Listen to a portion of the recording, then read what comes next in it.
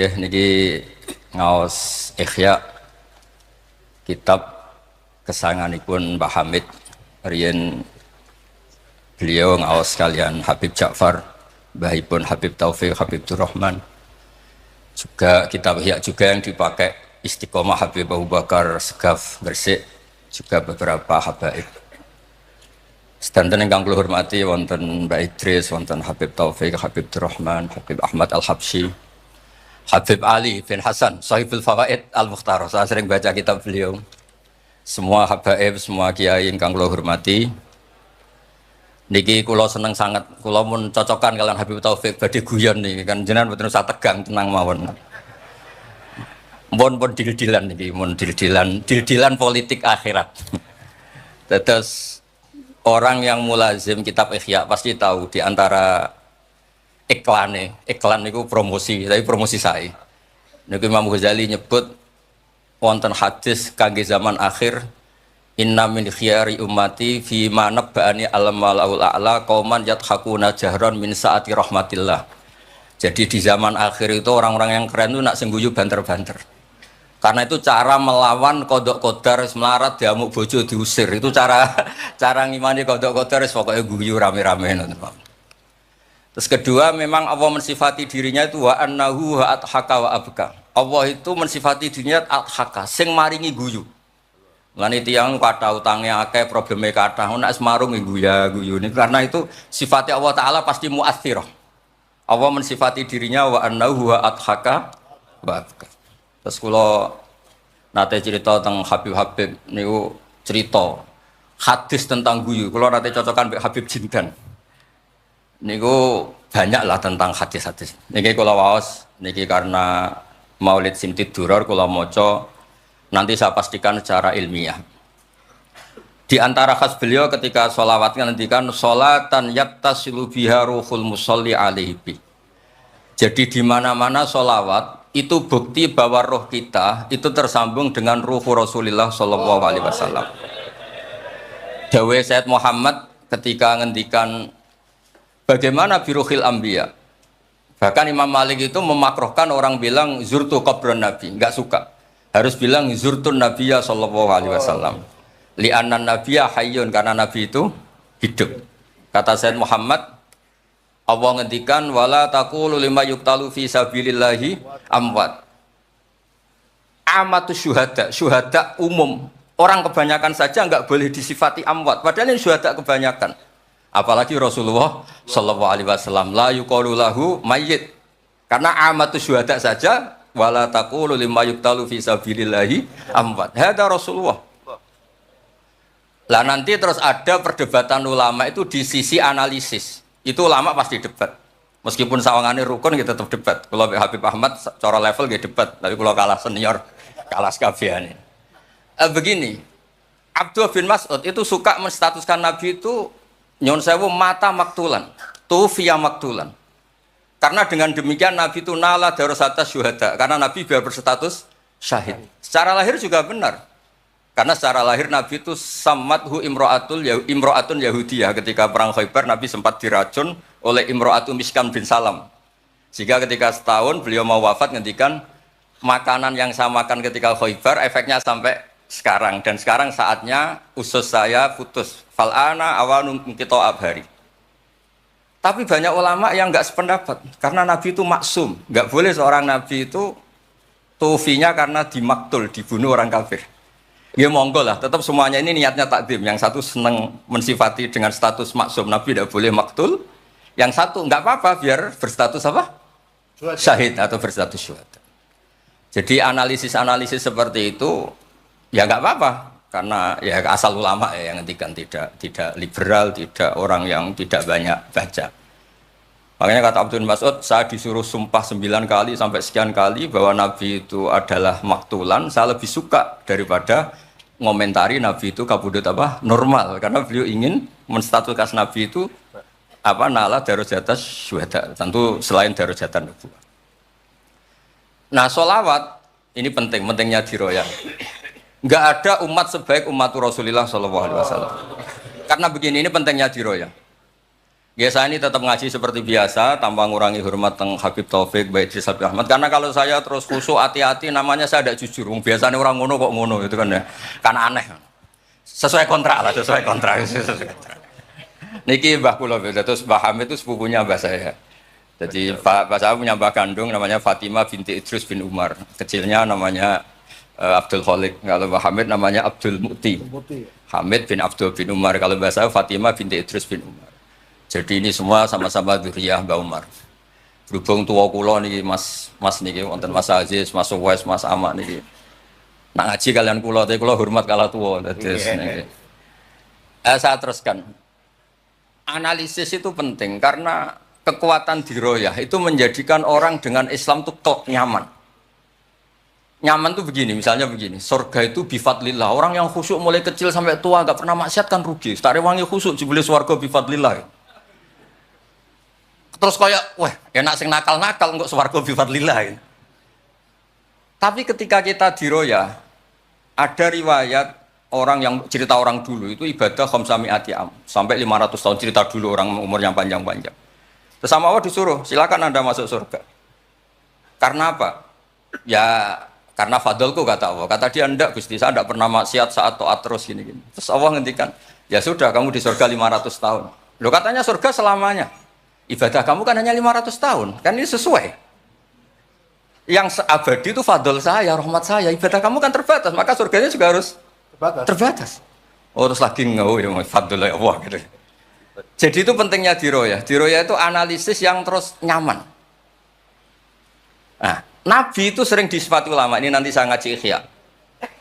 Sifat Nabi paling asik, paling benar, paling abadi itu sifat yang basyariah. Karena apa? Ini menjaga Islam sampai ila yaumil ya. Misalnya begini. Allah pernah menyebut nabinya itu begini. Wa ma arsalna qablaka minal mursalin. Itu terusannya illa innahum la yaquluna ta'ama wa yamshuna fil aswaq. Lu kiai saja kalau disifati begitu tersinggung. Misalnya kiai sering tahajud, sering dalil disifati oh Pak Yai itu makan. La yaquluna ta'am wa yamshuna fil aswaq. Tapi sifat ini pada Rasulullah SAW itu penting sekali. Karena beliau jadi nabi setelah Isa yang saking khusyuknya itu dipertuhankan. Nabi Isa itu saking khusyuknya itu nggak pernah konflik. Sampai kalau ada nyuwun sewu kalbun atau khinjirun lewat terus digurak sama santrinya, jangan. At-tariq bainana bainahu mustarak. Wah, saking baiknya orang. Karena saking baiknya itu malah dinaikkan ila darujatir rububiyah. Dan itu yang paling tidak diinginkan oleh Rasulullah sallallahu alaihi wasallam. Sehingga konstitusi kita Ahli Sunnah wal Jamaah mensifati Nabi itu sidik, amanat, tabligh, fatona harus ditambahi al-a'rad al-basyariyah. Tapi sifat ini luar biasa. Allah suka sekali. Karena dengan barokahnya hadis sifat orang tidak akan salah faham menstatuskan Nabi sebagai Tuhan. Nah, tapi ketika kita ngomong Nabi tidak Tuhan itu masih kurang madeh. Madehnya ya sholawat itu.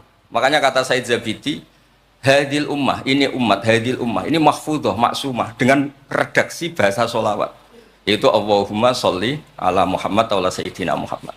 Karena dengan demikian artinya apa? Kita mencintai Rasulullah, tetap mendudukkan Allah sebagai Al-Mu'ti. Allah itu Al-Mu'ti. Wan nabi wa in jalla qadru muhtajun ila rahmati. Nabi apapun tingginya derajatnya tetap muhtajun ila rahmati. Terus kita sebagai umatnya memberikan azkar sholawat atau mal barakah semuanya lin nabi. Tapi kita tetap minta pemberinya itu Allah. Allahumma sholli, berarti Allah wal mu'ti wan nabi wal qabil. Sehingga nggak akan ada umat ini menstatuskan nabinya sebagai apa? Tuhan.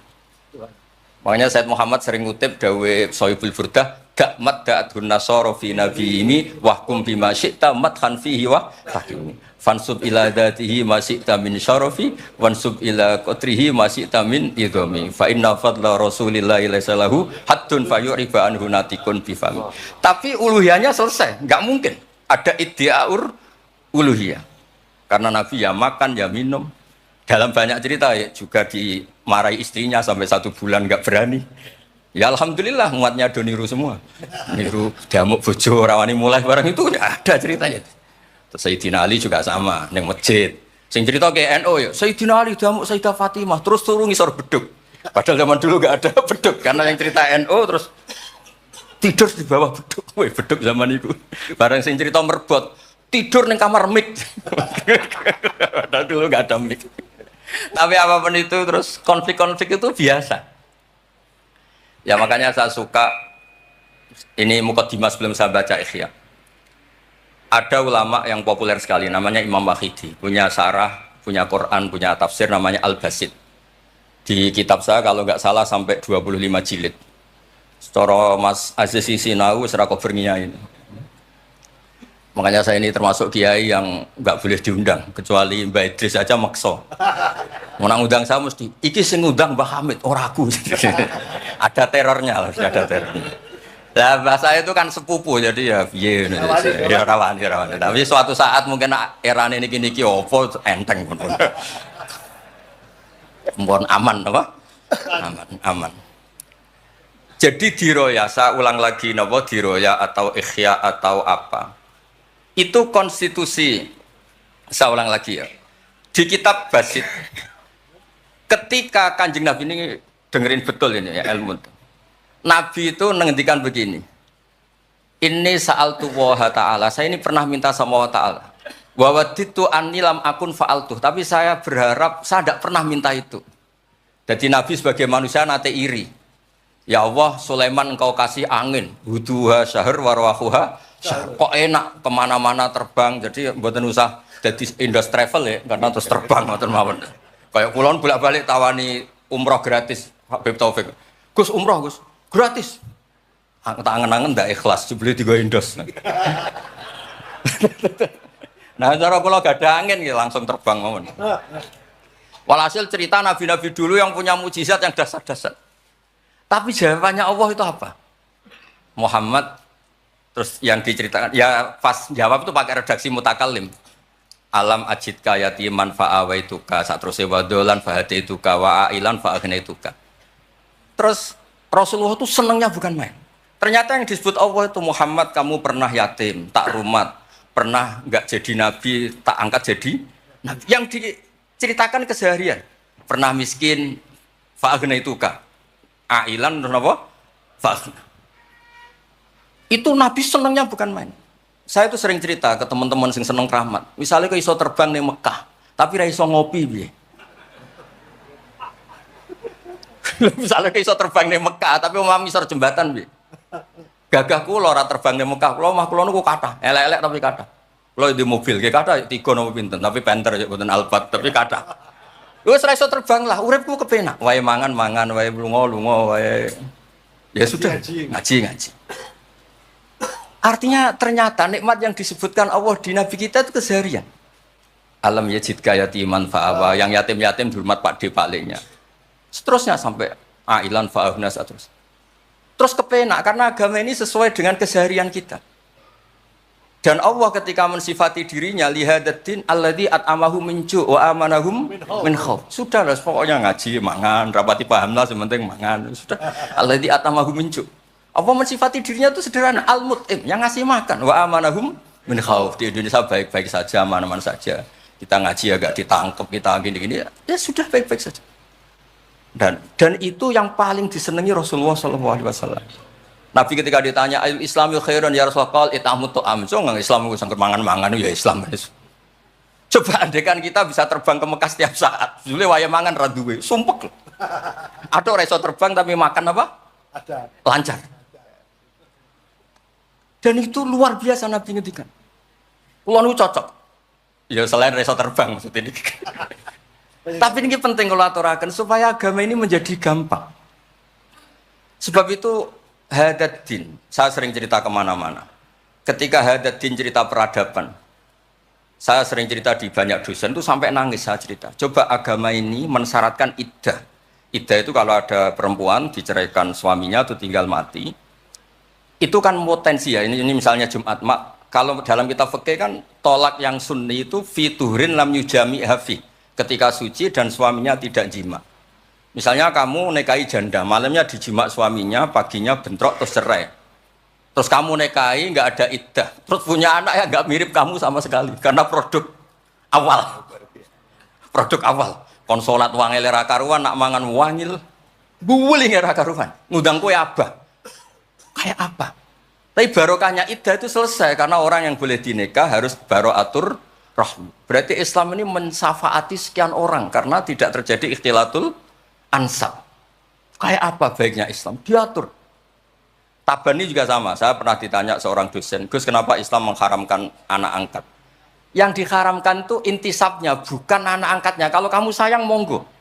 Tapi kalau anak angkatnya sampai lupa nasabnya, kemudian nanti ketemu saudaranya nikah, itu bahaya.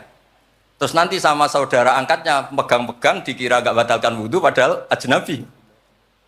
Itu yang gak diinginkan Kanjeng Nabi. Belum keangkuhan. Ya misalnya wonten tiyang tipe anak angkat kok gaya, anak angkatnya Gus Batus lali keluargane. Lala bapaknya jenenge Parmin terus muni anakku ayo repot. Itu kan mendidik keangkuhan. Mendidik napa? Keangkuhan. Sehingga Islam ibtalut tabanni. Dulu pernah ada periode orang nyebut Zaid bin Muhammad.